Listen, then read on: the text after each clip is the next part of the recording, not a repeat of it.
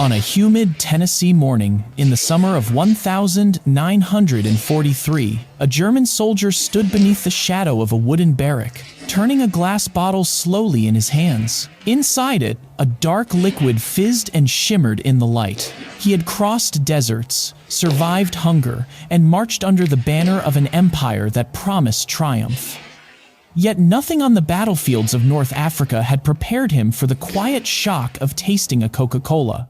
To him, that sweetness bordered on the unreal, a luxury that war was not supposed to allow. Only weeks earlier, he had fought in a world defined by scarcity. Hard biscuits passed for breakfast. Ersatz coffee kept men awake through sandstorms. Food was strategy, and hunger was a constant companion. But here, behind the fences of an American prison camp, he found shelves stocked with candy bars and ice cream sold for the price of a nickel. Everything he had been taught about American weakness began to unravel with each sip. And so, a question emerged, one far more powerful than any weapon on the battlefield. What happens when a man raised on sacrifice confronts a nation built on abundance? They had come from a very different war.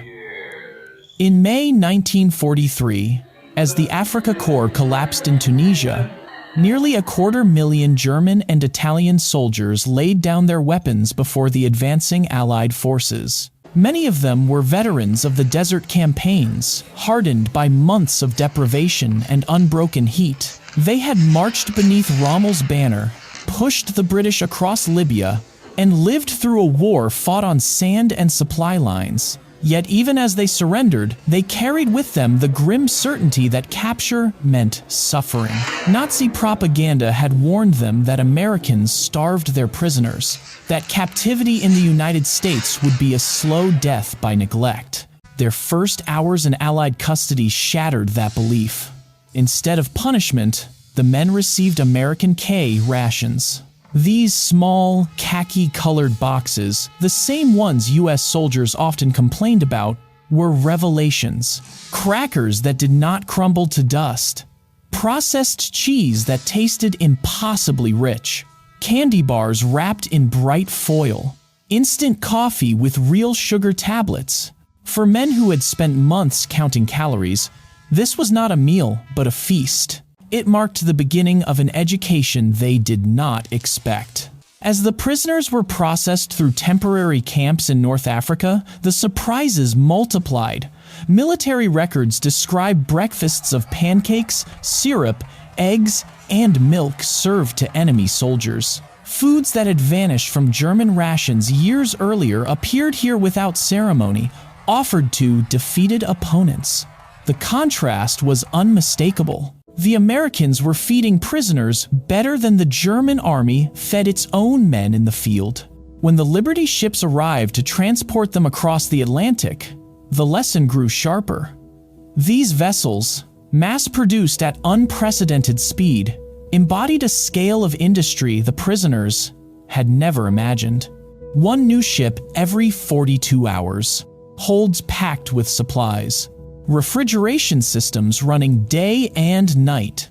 And aboard them, the German captives received rations equal to or greater than the crew's. Fresh bread, meat, vegetables, and coffee served with milk, a luxury most Germans had not tasted since before the war. But nothing challenged their assumptions more than the ice cream. Several ships recorded serving it during the Atlantic crossings. 10-gallon batches churned in steel machines, offered to prisoners as if it were the most ordinary thing in the world. To men who had last seen ice cream in their childhoods, this single detail was almost incomprehensible. On the open ocean, in the middle of a global war, their captors gave them a dessert that Germany could not reliably provide even in peacetime. By the time the ships approached Norfolk or Newport News, many prisoners no longer feared what awaited them in America. Instead, they stared out at the coastline with a dawning realization. They were entering a nation whose strength did not lie only in weapons or armies, but in something far more disorienting. A capacity for abundance so great that even its enemies would experience it from the moment they surrendered. What awaited the prisoners on American soil was not a single revelation, but a series of shocks, each more disorienting than the last. Their first steps into Norfolk Naval Base offered a sweeping view of a country whose industrial rhythm seemed to pulse beneath every steel crane and storage yard. The base covered more acreage than many German cities, and the volume of cargo moving through it each day surpassed what major German ports managed in an entire week. For the men who had marched across the deserts of Tunisia, this was not merely infrastructure. It was evidence that the war they thought they understood had been fought on uneven ground from the very beginning. In the port exchanges, they encountered another surprise. Rows of candy bars stacked freely on shelves. Hershey, Mars, Nestle, names they barely recognized but would never forget. Each bar cost 5 cents, the same price paid by American children. The idea that sweets were so common that even dock workers bought them casually contradicted every story they had been told about American decadence and instability. Here, abundance was not a privilege, it was routine. Their journey inland reinforced the lesson. Instead of cramped cattle cars, prisoners traveled in passenger coaches. Dining cars served full meals. Fried chicken, vegetables, pie, and coffee poured freely from silver pots. What astonished them was not the quality of the food, but the realization that they were not receiving special treatment. These were standard meals served to any civilian traveling across the country. In Germany, such service had been restricted to officers and elites. In America, it was simply how trains operated. Then there were the prison camps themselves. Camp Crossville in Tennessee, Camp Hearn in Texas, Camp Shelby in Mississippi, each one built with electric lighting, heated barracks, hot water, and flush toilets. The Geneva Convention required humane treatment, but the Americans went far beyond that baseline. Barracks were insulated against the winter. Medical staff conducted regular checkups, and in the camp exchanges, prisoners found something that would become a symbol of their ideological undoing: Coca-Cola. For 5 cents, the same price as candy bars, a man could purchase a bottle of the fizzy drink he had first encountered with disbelief. American guards explained that children bought it daily with pocket money. Work details saw vending machines in factories, gas stations, schools, places where Germans would never expect to find luxuries. The scale was staggering. Many camps received hundreds of cases each week, delivered with clockwork regularity.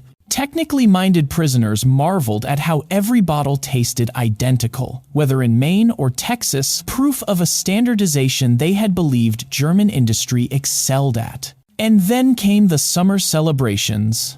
At Camp Shelby, men gathered to watch hand-cranked ice cream makers turn ice and salt and cream into gallons of frozen dessert for Independence Day. The simplicity of the ingredients made the result no less bewildering. Germany rationed sugar to civilians by the gram. In America, the kitchen staff discarded hardened sugar by the sack and simply ordered more. For the prisoners, this was the turning point. Not the ice cream itself, but what it represented. A society so wealthy, so confident in its productive power, that it could share luxuries with enemies in the middle of a global war. In those moments, many of them realized they were witnessing more than hospitality. They were witnessing the full force of American industrial might, expressed not through weapons, but through everyday life. By 1944, the German prisoners no longer needed lectures or pamphlets to understand the imbalance between the two nations. They could see it with their own eyes. Assigned to labor details across the American heartland, they worked in orchards, canneries, and sugar beet fields. What they witnessed there was more than efficiency. It was a scale of production that their homeland, still clinging to ration books and shortages, simply could not match. In Michigan, they harvested cherries destined not for survival rations, but for maraschino garnishes placed atop ice cream sundaes. Tons of fruit grown for decoration left many speechless, At the Del Monte canneries, they watched workers reject perfectly edible peaches and pears because they were too small or uneven in color. Back home, those same fruits would have been treasured, not discarded. Records from 1944 show that 15% of fruit was rejected for cosmetic reasons alone, much of it sent to animal feed. The prisoners could only stare. This was not wastefulness for its own sake.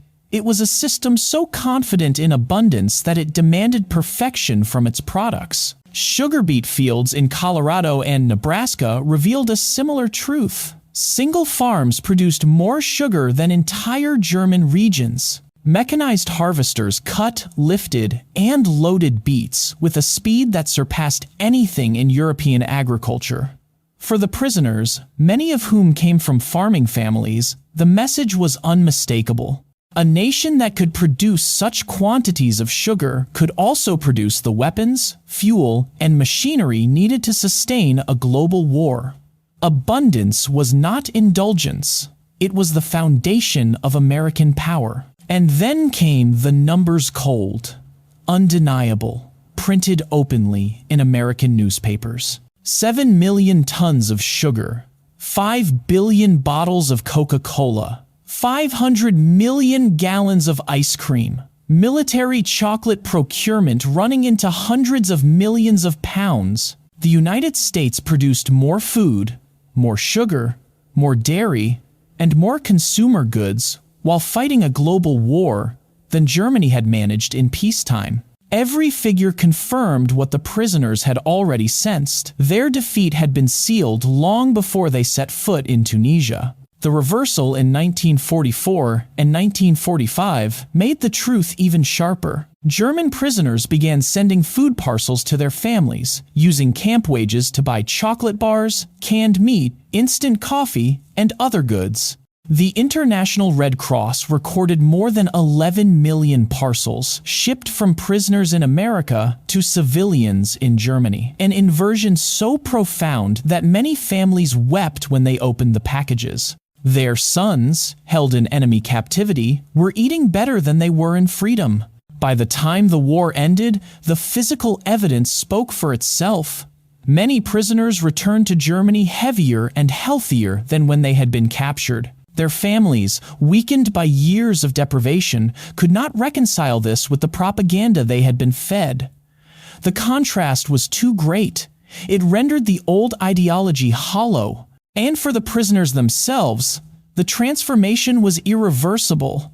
They had entered captivity believing in German superiority. They returned home knowing that the true measure of power was not domination, but the ability to create so much abundance that even enemies could share in it. To American planners, the treatment of German prisoners was never simply an act of generosity. It reflected a deeper strategic conviction about the nature of power in a democracy. The United States understood that its greatest strength was not only its army or its factories, but its ability to produce enough for everyone. Abundance, in the American view, was not a luxury, it was a stabilizing force. If citizens, soldiers, and even prisoners could be fed well, morale would remain strong and resentment would not take root.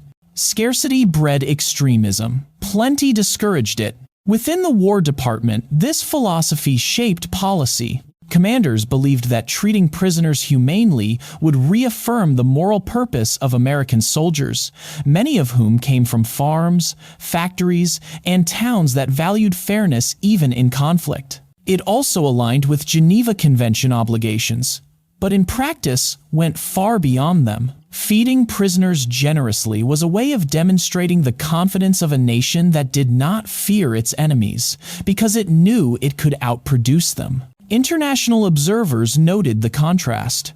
While Germany rationed sugar to its civilians in tiny monthly allowances, American camps placed bowls of sugar on mess hall tables without restriction. Foreign diplomats visiting the United States during the war often remarked that the country seemed to operate on a different economic plane, capable of supplying both a global army and a vast home front while still maintaining consumer markets. In this sense, the treatment of POWs served as a living exhibit of the American system.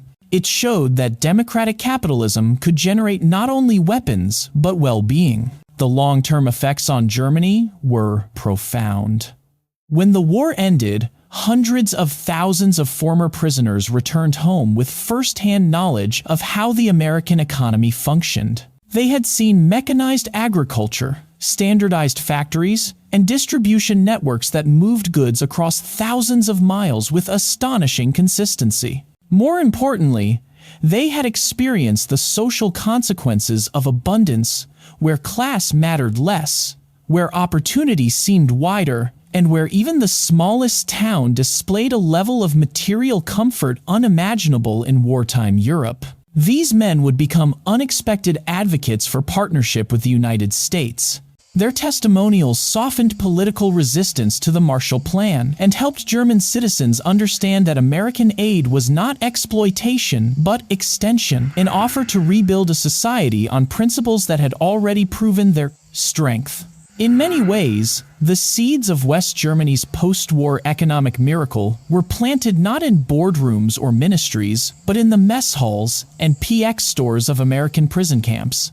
In the years that followed the war, the memories carried home by former German prisoners became more than personal stories. They became quiet testimonies to a different understanding of power.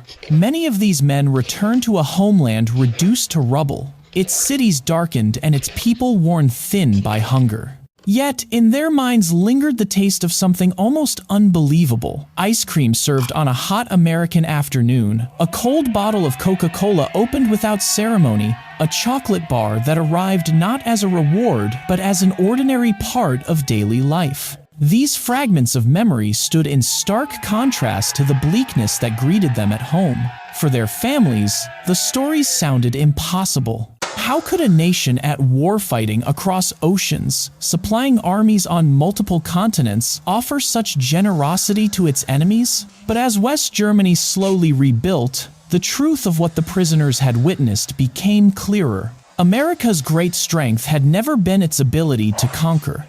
It had been its capacity to create, to produce, to distribute.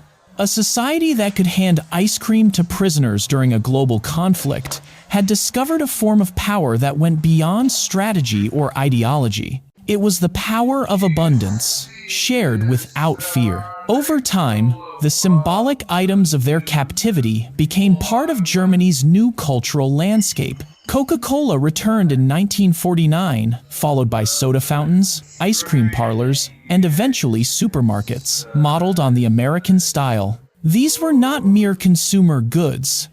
They were reminders of a revelation: that prosperity could be democratic, that luxuries could be common, and that dignity came not from domination, but from opportunity. Historians would later argue that this transformation, rooted in everyday experiences rather than political directives, was among the most effective reorientations of a defeated nation in modern history. The men who had once marched under the banner of the Third Reich became witnesses to a different kind of world, one where power was measured not by scarcity, but by the ability to provide.